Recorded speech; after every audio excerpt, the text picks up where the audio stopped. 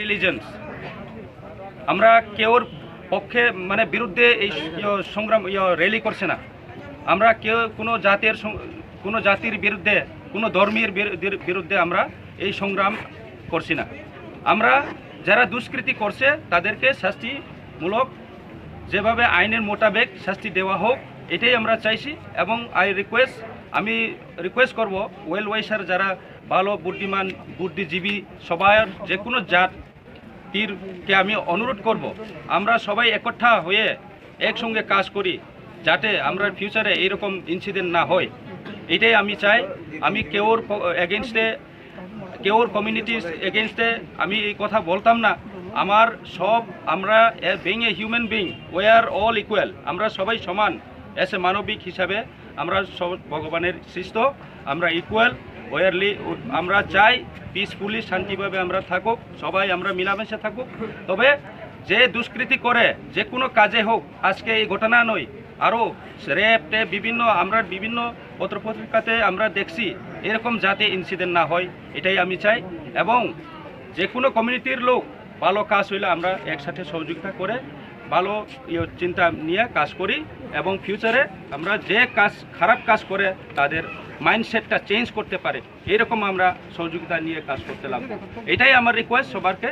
ধন্যবাদ। আমি আর কিছু বলতাম না, যা কিছু বলার তো already they have already explained the matter, so I don't want to elaborate all these things.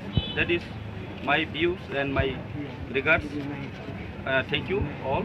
Thank you the channels.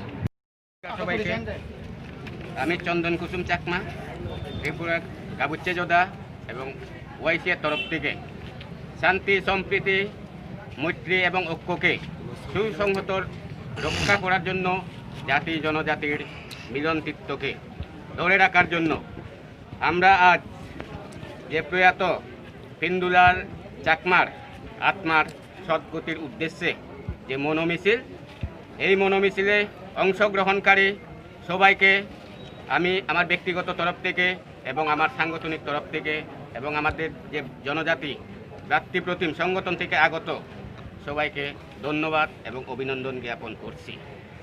আসলে আমাদের যে আজ যে সম্মিলিত হয়েছি এই জন্য যে বিগত 22 তারিখ যে পিন্দুলাল চাকমা দুষ্কৃতীদের হাতে আক্রান্ত হয়েছেন, পরবর্তী সময় 4 নভেম্বর উনি জীবন মরণের সাথে লড়াই করে পরাজিত হয়েছেন এবং মৃত্যুবরণ করেছেন। তারপর 6 তারিখ উনার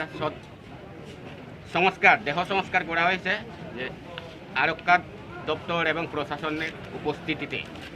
এখন আমাদের যে সম্মিলিত হওয়ার সব চাইতে মূলত উদ্দেশ্য, আমরা যে ন্যায্য দাবি, এই ন্যায্য দাবিগুলি যাতে আমাদের পূরণ করা হয় সেই উপলক্ষে আমাদের আজ মহকুমা শাসকের নিকট ডেপুটেশন, অর্থাৎ মহকুমা শাসক থ্রুতে আমরা মুখ্যমন্ত্রীর কাছে যে ডেপুটেশন প্রদান করেছি, ওনারা কিছুক্ষণ আগে এসেছেন এবং মহকুমা শাসক আশ্বাস দিয়েছেন যে আমাদের সেই দাবিগুলি পূরণ করবেন।